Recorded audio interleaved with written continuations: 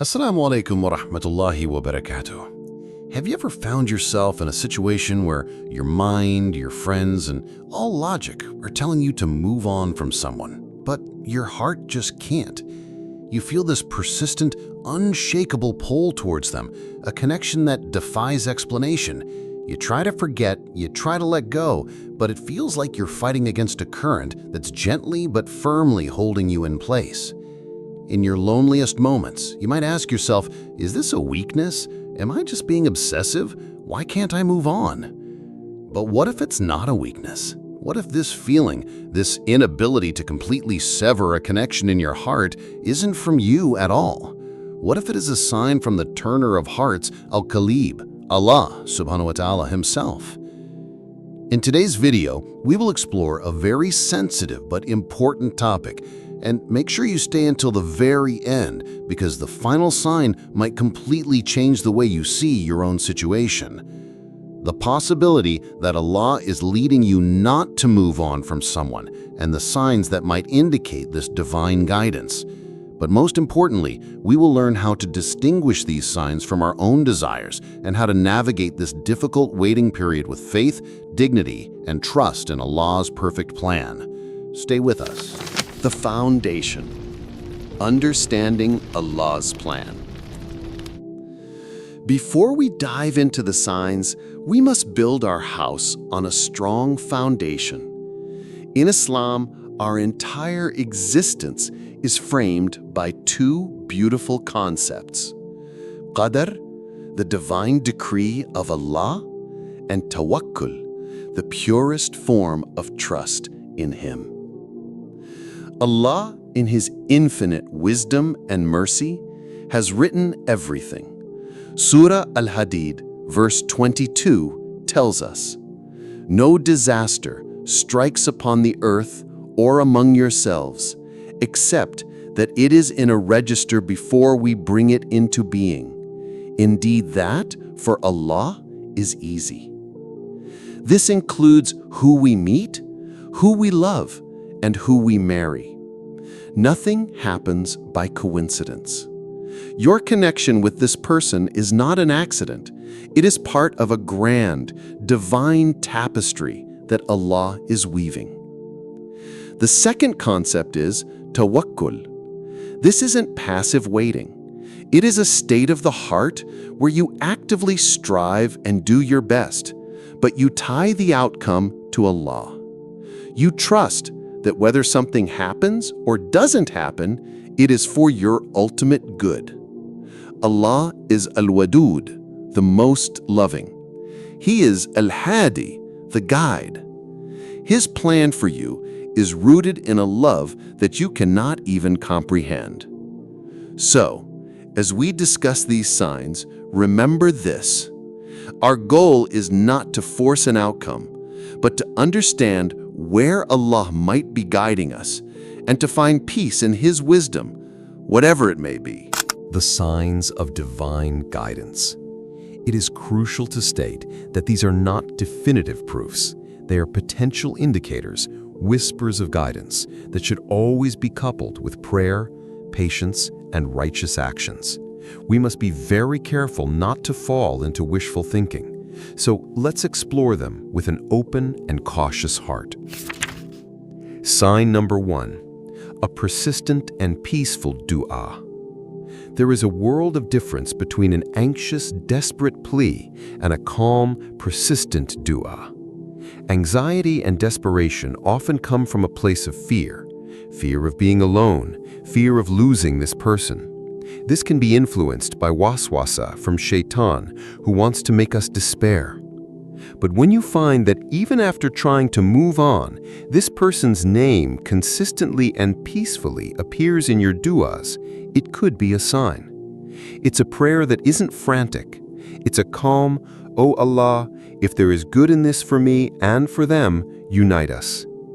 You find yourself making dua not just for a union, but for their well-being, for their deen, for their happiness, whether it's with you or not. This selflessness in prayer is a key indicator. It shows your heart is being guided by a higher purpose, not just selfish desire. It's a sign that Allah Himself may have placed this person in your heart for you to pray for them. The Prophet Muhammad, peace be upon him, said, "The supplication of a Muslim for his brother in his absence is answered." Perhaps your du'as are a means of goodness for them and for you. But the next sign is even more surprising because it happens without you lifting a single finger. Sign number 2. Obstacles are removed in unexpected ways. You tried to move on. You accepted that a door was closed. Maybe there was a family issue, a logistical problem, a misunderstanding. It seemed impossible. But then, without you forcing it, a path begins to clear. Suddenly, the family member who was opposed has a change of heart. The logistical issue you thought was permanent resolves itself. A misunderstanding is clarified through a third party without your involvement. These are not coincidences. When you see obstacles being removed in ways you could have never orchestrated, this is a powerful sign of Allah's hand at work. It is as if Allah, Al-Fatah, the opener, is clearing a path for you. This is a time to be incredibly observant and grateful. Don't rush, simply watch, pray, and see how the path unfolds. If it is from Allah, it will be made easy in a way that brings peace, not chaos. Now comes the third sign, and it might make you rethink what's really happening in your heart. Sign number 3. The thought of them inspires you towards goodness. This is one of the most beautiful and telling signs. Ask yourself this critical question. Does the thought of this person bring you closer to Allah, or does it take you further away? If thinking about them leads to sin, to neglect your prayers, to stalk them on social media, to become bitter and angry, then this is a clear warning sign of an unhealthy attachment, not divine guidance. But if the thought of a potential future with this person inspires you to become a better Muslim, then pay attention. You start praying your salah on time because you want to be a worthy spouse. You begin working on your character, your patience, your anger, because you want to be a source of peace for them. You start learning more about the Deen to build a righteous household. In this case, the connection is not a distraction, it's a catalyst for your spiritual growth. Allah may be using this connection to polish you, to prepare you, to make you a better version of yourself for His sake, first and foremost. Whether you end up with this person or not, you will have won, because you grew closer to Allah in the process. The next sign? It could be the clearest one of all, and the one that brings you the most peace. Sign number 4. Istikhara leads to a feeling of calm or continued openings. The ultimate tool of guidance that Allah has given us is Salatul Istikhara, the prayer for guidance. If you are in the state of confusion, performing istikhara is essential. You pray 2 rak'ah and you make the beautiful dua of istikhara, where you hand the entire affair over to Allah. You say, "O Allah, if you know this matter is good for my religion, my life, and my fate, then decree it for me, make it easy for me, and bless me in it. And if you know this matter is bad for my religion, my life, and my fate, then turn it away from me, and turn me away from it, and decree for me what is good wherever it may be, and make me content with it." The answer to istikhara is not always a dream. Often the answer is in the unfolding of events. If after praying istikhara, you feel a sense of peace and contentment in your heart about waiting, that is a sign. If after your istikhara, you find that the unexpectedly removed obstacles we talked about, sign number 2, begin to happen after your istikhara, that is a powerful sign. Conversely, if you feel a constriction in your chest, a sense of deep unease, or if new major obstacles suddenly appear, it may be Allah's way of turning you away from it for your own good. But there's one more thing we need to talk about: how to know if these are true signs from Allah or just your own thoughts and emotions. The critical balance. divine sign versus unhealthy obsession. Now we must address the most important part of this video. We have to be brutally honest with ourselves. Shaitan is our sworn enemy, and he loves to exploit our emotions. He can take a feeling of hope and twist it into an unhealthy, painful obsession. How do you know if it's a divine sign or just your own nafs and waswasa? Ask yourself these questions. Is my worship suffering? Am I delaying my prayers, losing focus in salah, or feeling distant from the Quran because my mind is constantly consumed by this person? This is a red flag. Guidance from Allah will always increase your connection with Him. Am I living in a fantasy? Am I constantly checking their social media, analyzing every like, every post? Am I building a detailed future in my head that has no basis in reality? This is a sign of obsession, not patience. Am I ignoring clear red flags? Are there legitimate, serious issues with this person's character, their deen, or their treatment of others that I'm ignoring because I'm attached? Allah's guidance will never lead you towards someone who is demonstrably bad for your faith and well-being.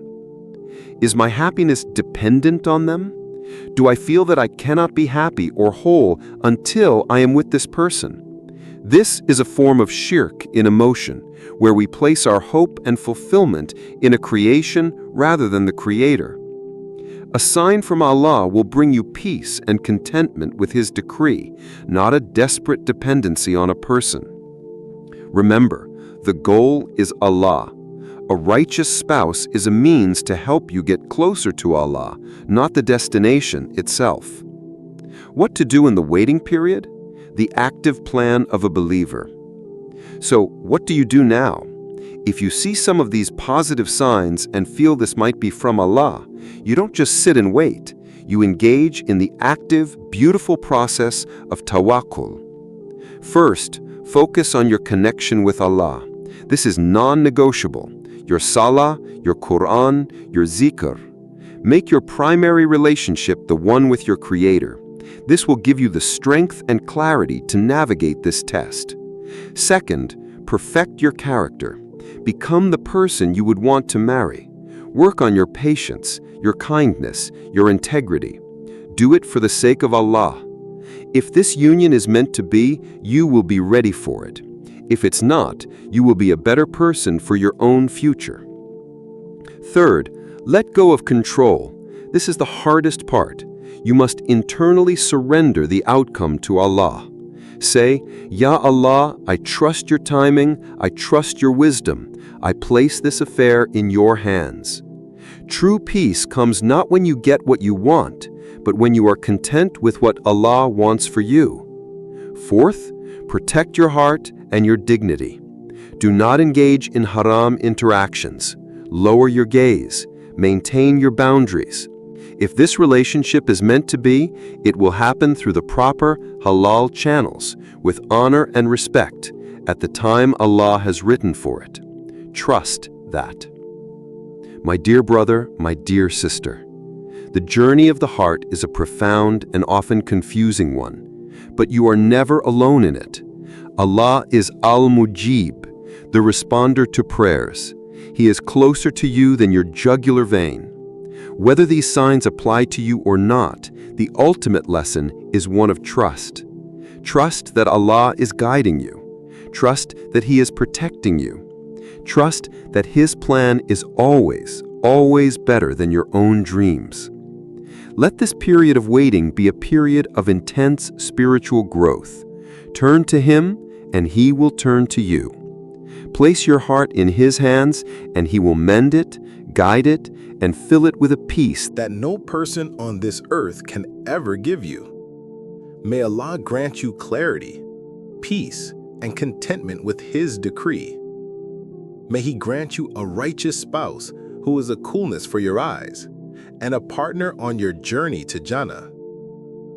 Thank you for joining us on Deen Mastery. If this video resonated with you, please leave a comment below and share your story, or simply write Alhamdulillah for everything. Your interaction helps us reach more people. Don't forget to like and subscribe for more content to help you master your Deen and your life.